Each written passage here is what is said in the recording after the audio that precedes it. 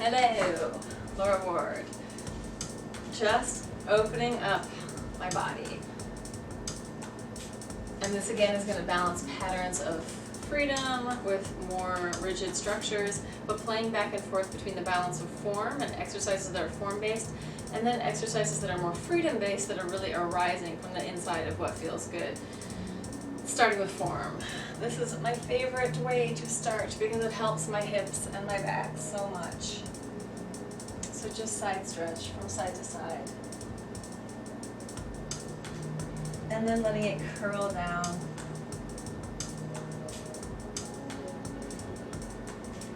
Melting into it, taking it all the way to the center.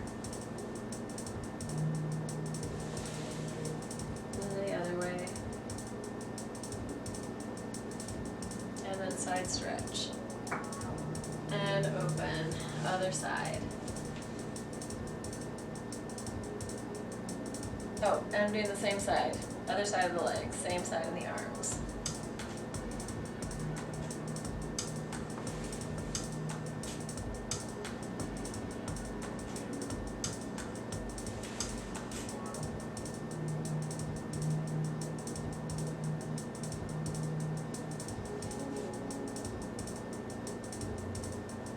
And then a little faster, going back.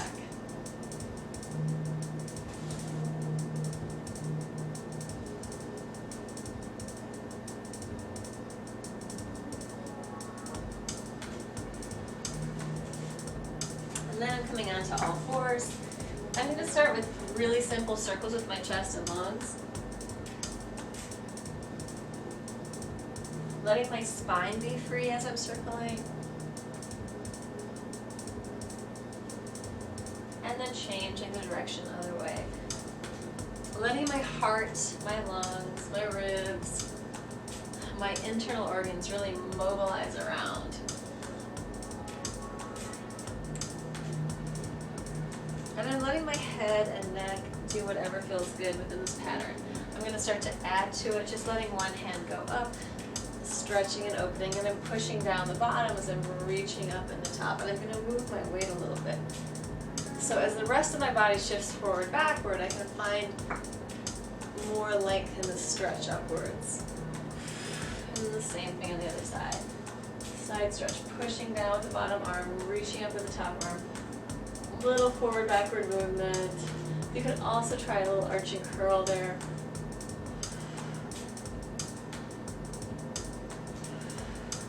So one of my own places that I tend to be getting a lot of trouble is up here, neck, shoulders, lots of tension held up there, and I'm starting to lose mobility in my upper back. So that's one thing I'm working on a lot, which is one reason all of this arching and curling, all of this movement in the rib cage and lungs and in the spine. I'm going to take it down to elbows and knees and arching and curling here, starting with a really regular cat-cow, which I'm then going to change into a more free-form cat-cow, where I can let my spine ripple in either direction, or I can let it go out of the sagittal plane, the wheel plane, into more side-side action. And I'm going to add a sound to this. I'm going to add a, so it's like a, my tongue is just behind my teeth. It's called a theta breath from Continuum, and it can be done like a TH sound, a soft TH, or like a very soft S. So I'm going to go for that spinal freedom with the soft S sound. I'm going to back up just a little so I'm in focus, I hope.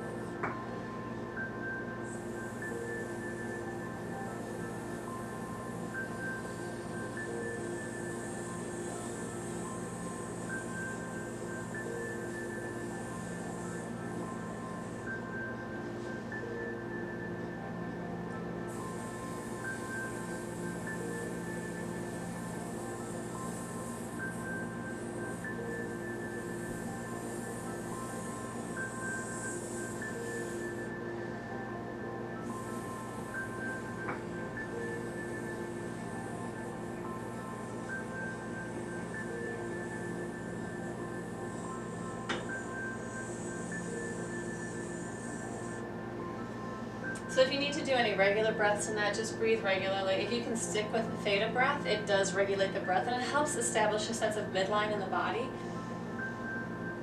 And it draws out the breath. So I'm going to go a little bit longer with that.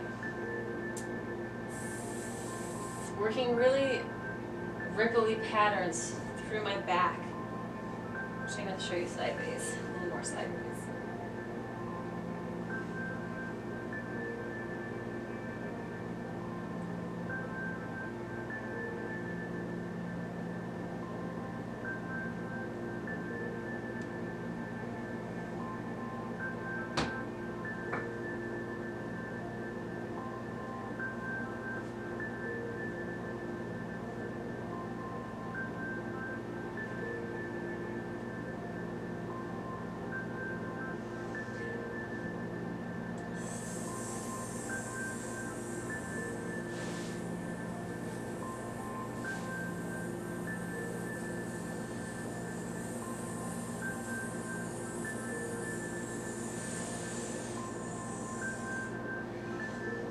And then going back to that first exercise, just opening up one more time.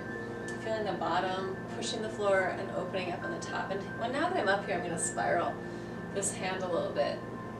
And let that move into my neck and head. I'm going to play with that relationship from my pinkies, through my arm, into my shoulder, into my back, into my collarbones, all the way into my spine.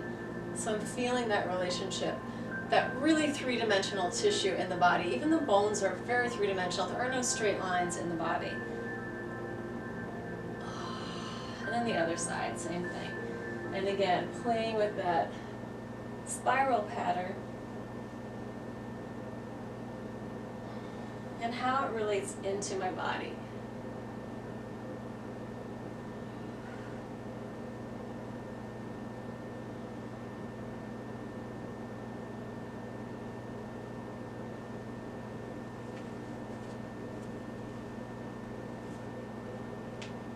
And then just a little hamstring stretch and a back stretch here. So I'm going to let my head totally drop down. I feel a deep stretch in my calves. This is what I really want to release up here.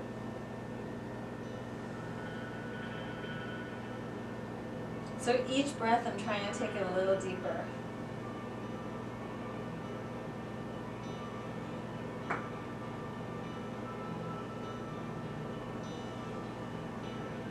I'm also trying to breathe really deep on a cellular level so that every cell in my body is doing that. This is expansion and contraction in the body. And it's clearing out, detoxifying, just working with my body as the blood is moving through. It's been sending oxygen to all of my parts. And as it's coming back, it's clearing out waste. So I'm just trying to help ease that along. Movement hydrates tissue. Movement is healthy. Movement is life. Change is life. Without it, we're stuck and we're in dead patterns. So I'm just trying to bring the patterns in my body into more aliveness in ways that feel good. Working with my feet, how my foot relates through my leg up into my hip socket, and from there, from my pelvis into my spine. Can I feel that connection? Can I work from the bottom up through the top? So as I'm playing with that ankle, leg, up into my head relationship, I'm really aware of what's going on in my neck, because this tends to be a big holding area for me.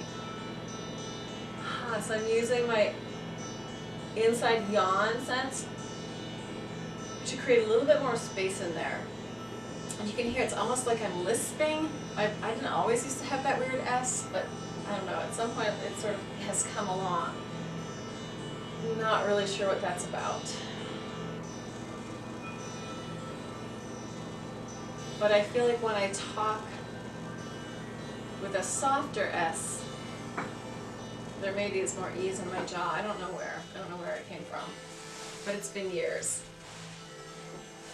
I'm going to work a little bit more with that arching curl, but from a really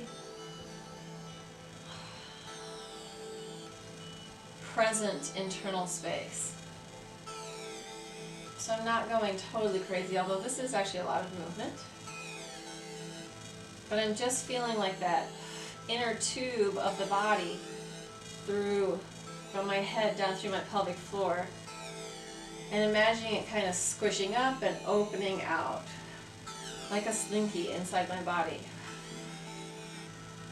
So this part, I just felt something start to happen in there that wasn't happening before. This is one of my holding patterns, doesn't tend to have a lot of movement.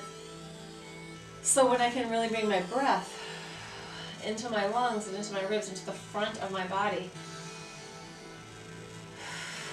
and invite movement. I'll turn around this way so you can see a little better. Invite movement up here into this place, the front of my ribs. There's a lot of cartilage up here.